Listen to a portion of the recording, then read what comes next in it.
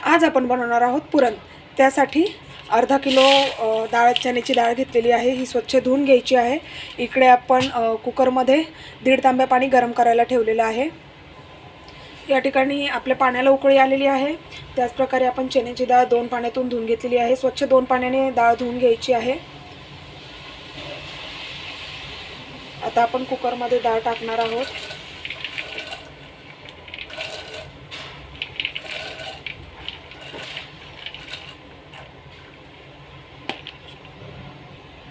कुकरचं झाकण लावून घ्यायचं आहे आणि गॅस अगदी मंद करायचा आहे। मंद आचेवर आपण 3 ते 4 शिट्ट्या काढून घेणार आहोत।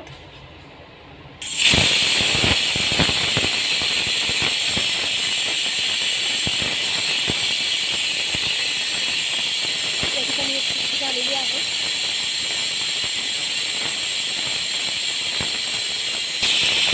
3 शिट्ट्या आपल्या झालेल्या आहेत। आता गॅस बंद करायचा आहे आणि कुकर थंड झालं की आपण लगेच पुरण करायला घेणार आहोत। आपलं कुकर छान थंड झालेलं आहे। खोलून बघणार आहोत डाळ शिजली की नाही तर। डाळही छान अशी शिजलेली आहे, बघू शकता तुम्ही। या ठिकाणी मस्त डाळ शिजलेली आहे। आता आपण हे वाटून घेणार आहोत। डाळ जोपर्यंत गरम गरम आहे तोपर्यंतच छान वाटल्या जाते, त्यामुळे आधी आपण डाळ वाटून घेणार आहोत आणि उरलेल्या डाळीवर झाकण ठेवायचे आहे। थंड झाल्यावर वाटायला खूप जास्त हार्ड जाते, त्यामुळे। या ठिकाणी आपली डाळ वाटून झालेली आहे। आता पुरणाला चटका द्यायची वेळ आली आहे। बारीकवर गॅस करायचा आहे आणि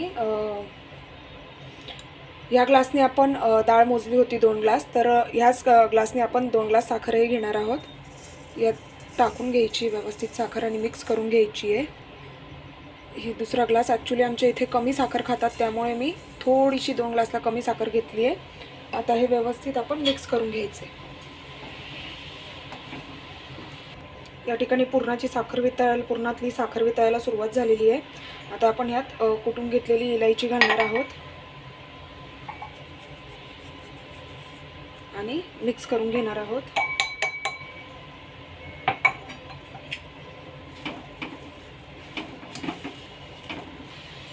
आता यात आपल्याला जायफळ टाकायचं आहे। तर जायफळ खिसून टाकायचं नेहमी, फ्लेवर फार छान येतो, खूपच सुंदर लागतं। अगदी थोडंसं टाकायचं आहे, चवीपुरतं आणि वासापुरतं बस। आणि आता आपण हे व्यवस्थित मिक्स करून घेणार आहोत।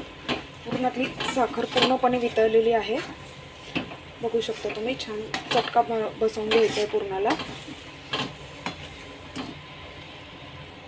बघू शकता इथे तुम्ही। पुरणाला छान वाफ बसत आहे। छान मिक्स करून घ्यायचं आहे, छान शिजवून घ्यायचं आहे पुरण। पुरणाला चांगला चटका बसला की पोळी फार छान येते, बघू शकता तुम्ही। इथे पुरण पातळ झालेलं आहे, हे आता छान घट्ट होऊ द्यायचं आहे। छान घट्ट झालं की समजायचं की आपलं पुरण तयार आहे। अगदी मंद आचेवर पुरण शिजवायचं आहे। गॅस मीडियम किंवा फुल नको आहे, एकदम बारीकवरच शिजवून घ्यायचं आहे।